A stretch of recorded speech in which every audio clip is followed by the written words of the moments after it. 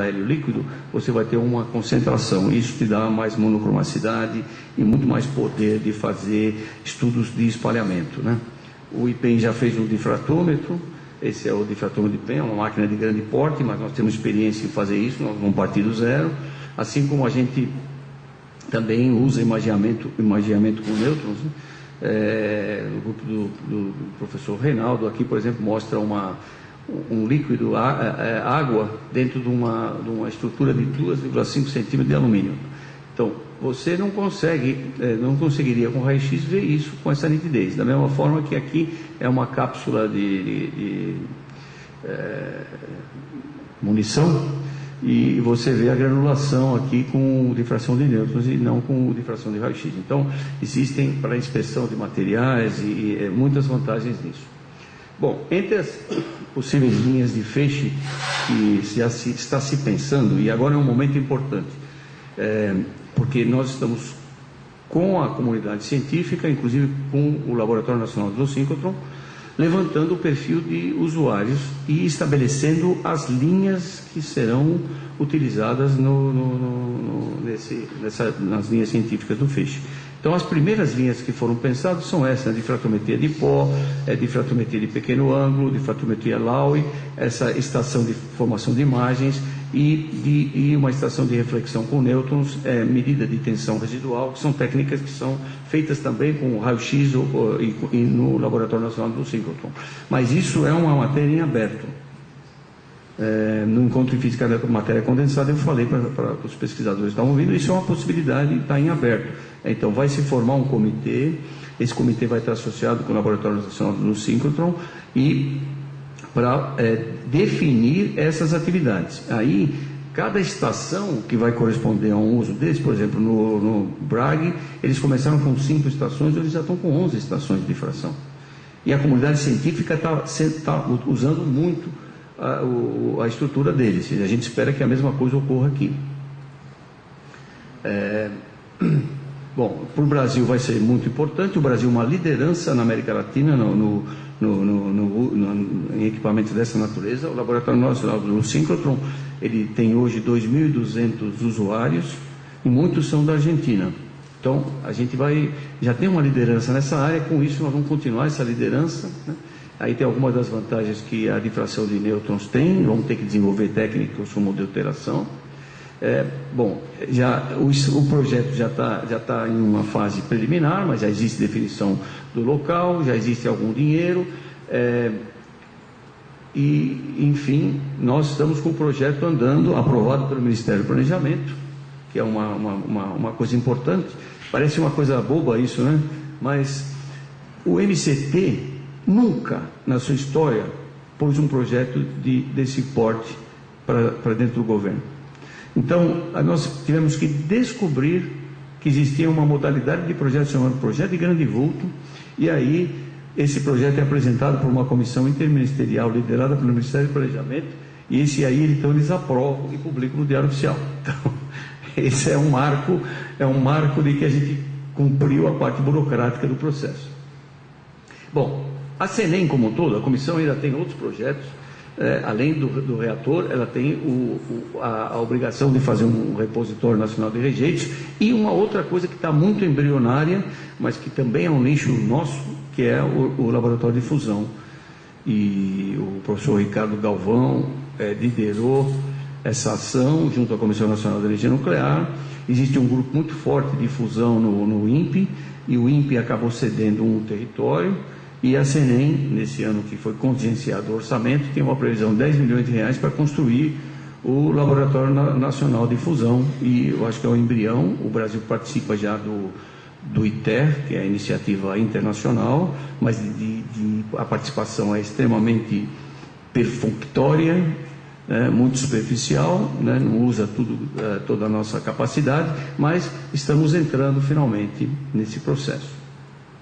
Para terminar, eu vou falar que a área nuclear também nucleia muitas outras atividades, né?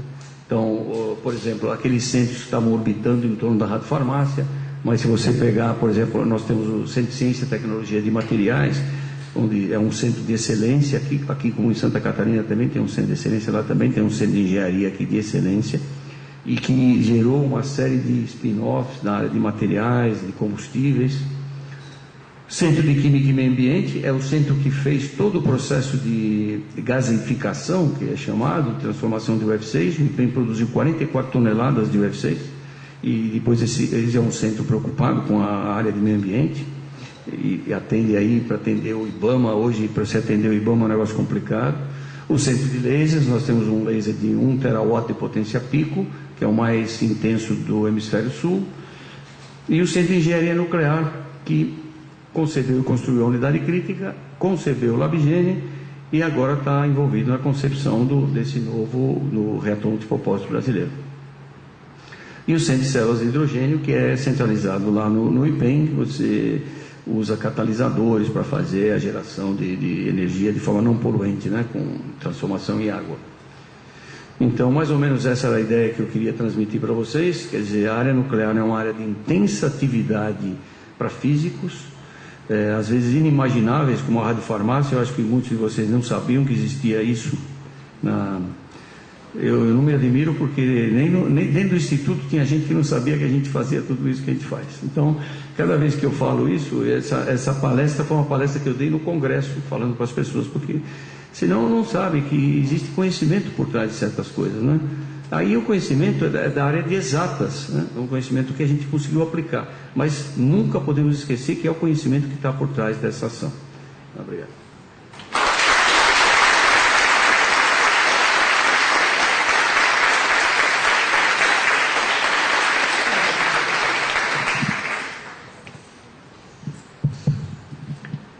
Perguntas?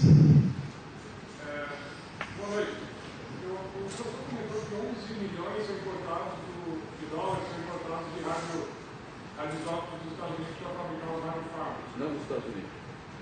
Bom, dos Estados Unidos que seja, mas os rejeitos dos reatores de Angra 1 e 2 não são aproveitados para fazer essa água? Uma coisa que o Brasil nunca fez e vai ter que fazer agora é processar elemento irradiado. O Brasil nunca fez isso. Então, quer dizer, você pegar... E depois é diferente, né? Você ter um elemento nuclear, por exemplo, um alvo nuclear, para você tem que dissolver quimicamente um alvo nuclear para extrair o molibdênio. Esses alvos são feitos com uma geometria muito específica. É um alvo que tem 20 microns de espessura, é uma placa de dimensão grande para ter uma razão de área, volume importante, diferente de um elemento combustível que vai no reator nuclear, que é um cilindro de aproximadamente 1 centímetro de diâmetro e 1 centímetro de altura, que você não vai conseguir fazer uma dissolução nunca positiva. Então, alvos são diferentes de elementos combustíveis. A gente não pode processar os elementos combustíveis que saem de Angra, que são considerados rejeitos aí. Na verdade, não é considerado rejeito, porque tem 40% da energia ainda, mas não podemos usá-los para fazer os radioisótopos, infelizmente.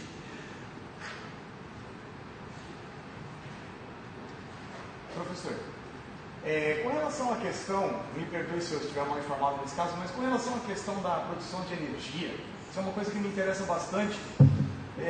Nos últimos anos, acho que nos últimos 30 ou 40 anos, pelo que me parece, nós tivemos 3 acidentes, no Japão, Chernobyl e, se não me engano, um nos Estados Unidos também, anteriormente.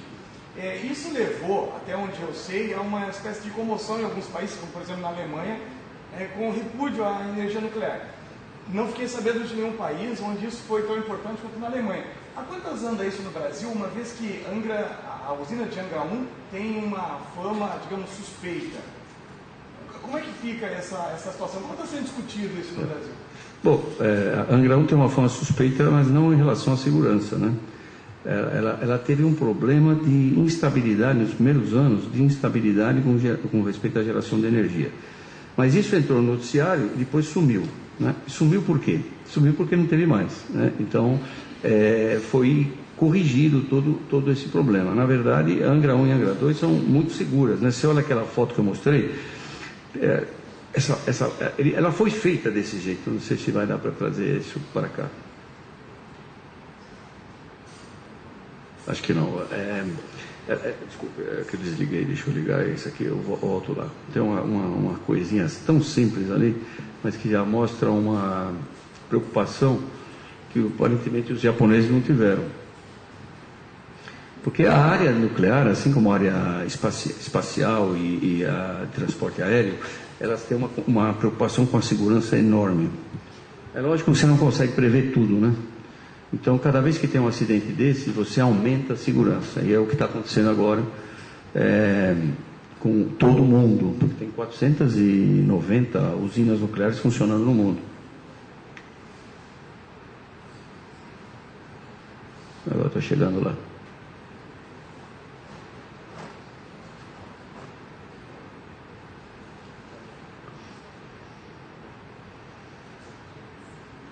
Uma das primeiras, esse aqui, ó. Isso aqui, ó, é um dique, exatamente para você evitar que qualquer elevação de maré ou qualquer onda, ela penetre lá. É lógico que se eu morasse no Japão, eu primeiro não ia construir nenhuma usina nuclear, no primeiro lugar, né? Segundo, que eu ia fazer uma parede dessa com 50 metros de altura, porque você tem que proteger, né? Então, o que acontece é que politicamente, quando ocorre um acidente da natureza que ocorreu em Fukushima, há uma comoção mundial, né? E depois as pessoas vão vendo o que ocorre. Morreram 20 mil japoneses, sendo que não morreu nenhum por causa da usina nuclear. Porque o problema de segurança em usina nuclear é uma coisa intrínseca. Você tem que ter muita segurança. A primeira preocupação da área nuclear é sempre segurança. Então, você não exerce nenhuma atividade se não estiver dentro da regra, da norma. É uma coisa muito complexa desse ponto de vista. Então, isso em relação à energia, né? Agora, a decisão de fazer usinas nucleares no país é uma decisão complexa, porque você tem uma reserva que muito provavelmente é a maior do mundo e que ela pode se perder em 50 anos. Se nós físicos formos bem sucedidos na nossa intenção de produzir energia via fusão e não fissão, que tem um horizonte de 50 anos, o urânio virou cascalho. Então, essas são decisões complexas. Eu realmente não me sinto confortável para falar sobre esse tipo de decisão. Eu acho que nós sabemos fazer e nós sabemos cuidar. Existem muitos exageros, né? Mas e existem alguns acidentes que ocorrem. Cada vez que ocorre um acidente, o mundo faz uma nova reflexão, não só o Brasil, o mundo todo faz uma nova reflexão. E essa reflexão nunca é muito isenta de política. Por exemplo, a Alemanha, hoje eu estava falando com o alemão, teve um evento no consulado alemão recentemente, e o cara falou assim, é um absurdo, a gente está comprando energia nuclear da França, que pôs todas as usinas na fronteira com a Alemanha, e abdicamos da área, só que nós não abdicamos da energia, né? É difícil você abdicar de energia confiável, energia é qualidade de vida. Existem tendências hoje que falam que você deve trabalhar na redução da energia, mas se você fizer um gráfico que é muito usado pelo pessoal da área nuclear, do índice de desenvolvimento humano contra o consumo de energia, você vê uma curva que tem uma certa esterese, ela tem uma saturação. Então, quando você olha na saturação, você tem lá os países mais desenvolvidos do mundo, estão todos saturados. Só que você olha o Brasil está bem longe disso, está no meio. Então, significa que nós, para chegarmos na saturação, ou chegarmos num ponto que a economia de energia vai ser importante para nós vamos ter que avançar muito no consumo de energia, e, portanto, na geração. Então, acho que nossos problemas ainda são de necessidade de geração mesmo. Então, a área nuclear entra como qualquer outra fonte de energia. Professor, o senhor mencionou a investimento de 850 milhões para a construção do reator multiuso. Isso, pelo jeito, é uma necessidade internacional. O senhor sabe dizer que outras nações que podem estar fazendo investimentos dessa ordem, já que, principalmente os Estados Unidos, tem um consumo tão grande desses materiais oriundos dessas zonas? Você vê, os Estados Unidos é o maior consumidor do mundo, né? E ele não tem reator nuclear nenhum para produzir isso aí. Ele consumia tudo do Canadá. Na verdade, o Canadá tinha um reator nuclear. Essa é uma história interessante. Tinha uma empresa canadense que produzia mais de 40% de todo o consumo mundial. E esse reator que envelheceu e que deu problema. Antes dele, o Canadá construiu 2 reatores, os Maple, para fazer radiofármacos molibdênio para atender o mundo inteiro. E eles fizeram um reator, o reator tem que ter um coeficiente negativo de reatividade, que eles falam. O reator, se ele tender a aumentar a potência, ele tem que ter mecanismo que faça com que a potência abaixe, um feedback negativo. E esse reator tinha um feedback positivo. E aí o reator, eles gastaram 300 milhões de dólares e o reator nunca funcionou, nunca foi licenciado para funcionar. Então esse foi um dos grandes problemas aí. O americano colocou depositou toda a sua confiança nisso. Inclusive o Canadá não tem urânio. Então existia um problema que os Estados Unidos tinham que mandar urânio altamente enriquecido. Quando você fala de urânio para essas aplicações, o reator do IPEM usa urânio enriquecido a 20%. Um reator de pesquisa moderno usa o elemento combustível enriquecido a 20%. Um reator para fazer bomba usa a 90% ou mais. Então, os reatores antigos, como o do Canadá, usava combustível enriquecido a 90% e álcool enriquecido a 90%. Quem produzia isso para os canadenses era o americano. Então o americano começou a sofrer o seguinte dilema: ele transportava 15 quilos por ano de urânio altamente enriquecido, que poderiam fazer várias bombas nucleares, entre países. E isso, com esse problema do September 11 aí, isso aí criou um drama. Tanto que existe uma ação internacional hoje da OECD para fazer a redução do uso de urânio altamente enriquecido para urânio de baixo enriquecimento. E os Estados Unidos esqueceu disso, tirou da agenda dele. E ele hoje vive esse drama. As posições americanas nos encontros internacionais, elas são controversiais. Eles não sabem exatamente como se comportar e ainda dependem de fontes externas de produção. Mas isso foi um evento que eu diria mundial. A Holanda, que era um grande produtor, ela se descuidou disso. Agora ela está começando a fazer um novo reator de pesquisa. A África do Sul foi uma que se preocupou com isso. Apesar dela não ter um consumo interno como nós temos, ela tinha um reator que estava altamente enriquecido. A África do Sul chegou a fazer bomba nuclear. Ele abandonou o projeto de bomba dele, abandonou a tecnologia e começou a fazer radiofármacos. E agora ela está aumentando o uso para dentro do país. Então, houve uma vacilada geral, né? A França é uma que está envolvida para desenvolver também um reator de pesquisa para produção. Então, a Holanda vai fazer, a Bélgica está cogitando, a França vai fazer, a Austrália fez, a Argentina vai fazer, o Brasil vai fazer. Então, esse conjunto de reatores será suficiente para sustentar o consumo mundial. Agora, quando deu essa crise, uma coisa que ficou patente é o seguinte, inclusive pela logística, que esse é um problema continental. Cada continente tem que resolver o seu problema.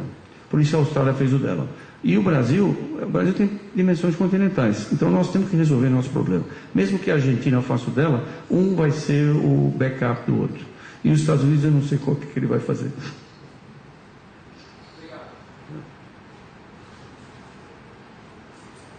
Mais uma pergunta, professor. Na verdade, são duas perguntas. Agora, do ponto de vista do interessado, o que o senhor disse ali. Parece que a utilização da energia, enfim, de todo o trato nuclear está aumentando no Brasil, pelo que o senhor demonstrou, com a criação de novos institutos, órgãos, enfim. E aí ocorre uma pergunta lógica. Primeiro, a formação de recursos humanos nessas áreas. Aqui a gente tem, eu sei que tem no Rio de Janeiro, tem na USP, mas como é que está isso ao longo do país? Essa é uma primeira pergunta. E segunda, se existe alguma iniciativa, porque a gente só viu aqui iniciativas governamentais, ou que parecem ser basicamente governamentais, mas existe alguma iniciativa privada no país nesse sentido? É muito interessante a sua pergunta, porque na verdade, se a ação ela se confina somente ao Estado, ela não permeia para a sociedade. Né? E se a gente não fizer isso, se o Estado ficar cuidando, nós nunca vamos ter os benefícios que a França tem, por exemplo, ou que os Estados Unidos têm, que você acaba gerando os empregos de alta tecnologia, que nós estaremos nesses empregos, e a sociedade vai reconhecer que isso aí é benéfico, inclusive do ponto de vista de riqueza das pessoas. Né? Então, existem empresas que são empresas estatais. A Eletronuclear é uma empresa estatal, a INB é uma empresa estatal e tem uma empresa de equipamentos pesados, a Nuclep, que também é estatal.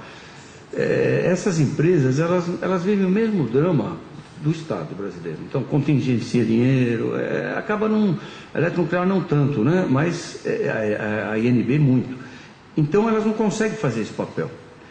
Apesar disso, por exemplo, a eletronuclear está combinando com o IPEM 25 bolsas de mestrado para a formação de recursos humanos. Quando o Brasil começou o programa nuclear, na década de 70, o Brasil estipulou um programa que chama Pronuclear.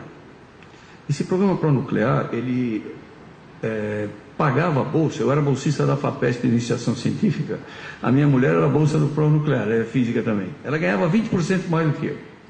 Aí o pessoal que conseguia, aluno de mestrado que trabalhava no Pronuclear, o cara comprava casa, ganhava muito bem. O Brasil mandou mais de 100 doutores se formar na Alemanha.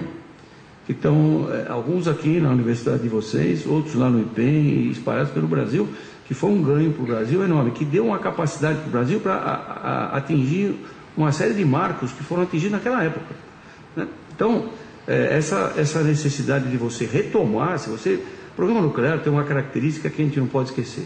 Como o tempo de vida de alguns desses elementos é extremamente longo, ninguém começa um programa nuclear impunemente. Você começa, você depois não volta nunca mais para trás. É a mesma coisa que fala assim, vamos abdicar do conhecimento do núcleo agora, né? Que ele é perigoso, né? Fala assim, não existe esse passo para trás. Infelizmente, ou sei lá, é da natureza, tá certo? Uma vez que você desvendou a existência, você vai ter que dominar. Nós vamos ter que dominar isso aí, não tem jeito. Ele vai fazer parte da existência do ser humano, dos nossos filhos, dos nossos netos e tal. O IPEM é uma unidade de pós-graduação, ele tem 430 alunos de pós-graduação. O que surgiu recentemente de iniciativa nisso, e que foi, vamos dizer assim, arrefecida por causa de Fukushima, foi a Universidade Federal do Rio de Janeiro montou um curso de engenharia nuclear, e aí eles estão comemorando a primeira turma que foi formada com muito sucesso. A USP está montando um curso em Iperó, já deu um terreno de 500 mil metros quadrados para fazer um curso de engenharia nuclear ligado com a Marinha.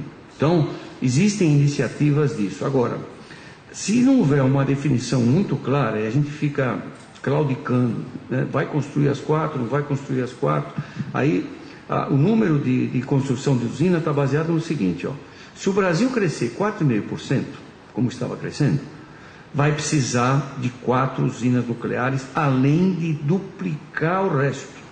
Então não é uma questão simples, você tem que fazer, porque se não tiver vai faltar energia para as pessoas. Se o Brasil crescer 5,5%, nós vamos precisar de 8 usinas nucleares, e além de que vai ter que triplicar o que a gente está gerando de hidráulica e etc. Então, a formação de recursos humanos está na base do negócio. E formar recursos humanos é a mesma coisa que fazer a cadeia de suprimentos de radiofármacos. Assim, ninguém vai investir uma vida, uma carreira, se você não souber que vai ter um emprego no final, certo? Todos somos assim, vamos fazer isso. Então, o médico também não vai fazer. Então, essa sustentação de você apostar e que deve andar nessa direção, eu acho que ela está para ser feita. Ela não foi feita. Então, ela será feita porque construir um reator como esse, o RMB, ele é, na verdade, o que se chama de projeto estruturante. Ele vai manter a nata do conhecimento dentro do país. Porque o conhecimento, como eu mostrei para vocês, as pessoas estão envelhecendo. Tudo aquilo que foi plantado na década de 70 e 80 pelo Brasil, com um esforço gigantesco, ele pode morrer. Então, nós temos que manter isso vivo. Então, o projeto do reator de propósito, além de suprir uma necessidade, ele é um projeto estruturante. Agora, para você ter uma máquina, uma indústria que realmente consuma recursos humanos de alto nível, nós vamos ter que ter uma parte industrial forte também. E essa parte ainda está em definição. Por quê? Porque até o Brasil parou de crescer, né? E isso significa o seguinte, se a gente não precisar de energia nuclear, porque as coisas não foram bem, e se as coisas não foram bem para todos nós brasileiros. Então, se o Brasil conseguir pegar uma toada de desenvolvimento, ele vai ter que ter a tecnologia e vai ter que ter os empregos de conhecimento. E aí a área nuclear vai ser importante com certeza absoluta, assim como todas as áreas de física, né? Mas principalmente a área nuclear que está ligada com energia. Não sei se eu respondi ou se eu te enrolei. Na verdade, eu pensei com relação a, por exemplo, uma área que cresce muito no nosso país, hoje, em termos de organismo de informação, é a meteorologia. meteorologia ela está pipocando no Brasil inteiro, nós temos aqui também agora, curso novo, e a energia nuclear também. Me parece que de repente a gente tem aqui já com tradição, como ele diz, tem no Rio, tem em São Paulo, mas de repente tem o FMG, mas sei lá, imagino, vai ter Pelotas, vai ter em Blumenau, enfim, coisas desse tipo. E se essa formação de recursos humanos, de repente, não vai ser num momento de empolgação, aspas, nacional, um excesso, e no futuro a gente não tem como absorver essa... E daí vai ser, uma invasão. Olha, eu te digo uma coisa, no mundo você não encontra mais especialistas na área nuclear. Se a gente produzir especialistas na área nuclear no Brasil e a gente não pagar um salário a lá Petrobras, esse cara vai trabalhar na Europa. Porque existe no mundo uma escassez gigantesca de recursos humanos nessa área. Porque você tem uma indústria nuclear no mundo importantíssima. São 480 usinas funcionando, atividade nuclear espalhada por toda a sociedade. Então, principalmente nos países evoluídos, né, os países de primeiro mundo aí. Então, não tem jeito. Se a gente for, se o Brasil se transformar num país de primeiro mundo, inexoravelmente ele vai ter que ter formação.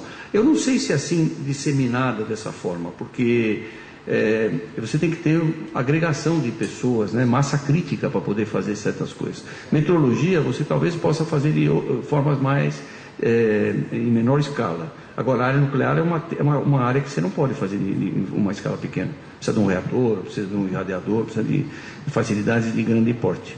Mas isso não é um limitante. Por exemplo, Pernambuco, você falou de Minas Gerais, Pernambuco também está fazendo. Começou um curso de graduação, de pós-graduação. Atividades de pós-graduação são mais fáceis de fazer. Atividade de graduação, atividade que envolva esforço experimental, infraestrutura, aí você não vai poder fazer em todo lugar. Eu acho que não dá para fazer. Uma última pergunta, alguém tem?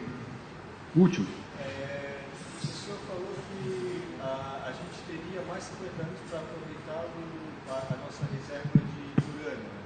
Eu queria saber bom, só confirmar se a energia nuclear tem esse prazo de validade para ser usada e o que se faria depois com as usinas que estão construídas. Então, 50 anos é uma estimativa de que o projeto de fusão nuclear vai dar certo, né? Então, aquelas coisas que a gente fica torcendo para que dê certo, mas que são investigações fundamentais. Quer dizer, os aspectos tecnológicos de fusão nuclear ainda, cada vez que se avança um pouco, se descobre mais alguns pontos de estrangulamento tecnológicos, né? Então, é difícil de prever, mas, por outro lado, existe essa previsão de 50 anos. Agora, a nossa experiência diz que a gente nunca abandona nada, né? A gente vai evoluindo, mas sempre mantém aquilo que foi desenvolvido em funcionamento. Você vê que a gente usa carro, mas já usou bicicleta, já usou cavalo, tem gente que usa cavalo ainda. Então, eu acho que nunca vai ser desperdiçado, você não vai simplesmente desperdiçar. O problema que vai sobrar é o rejeito radioativo, né? Essa é a grande preocupação mundial.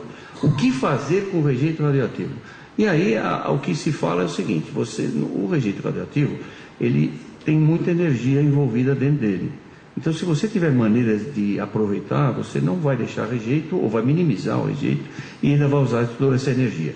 E essas coisas parece que elas conspiram, né? O projeto de fusão nuclear tem agora uma concepção de usar o elemento nuclear, o chamado refúgio lá, o que sobra, no seu processo. E aí exauri-lo. Então, energia nunca é demais. É bom a gente saber, confia, um dia a gente vai precisar, a gente usa ela de novo. Então, acho que nunca vai ser desperdiçado esse estágio, não vamos passar, não.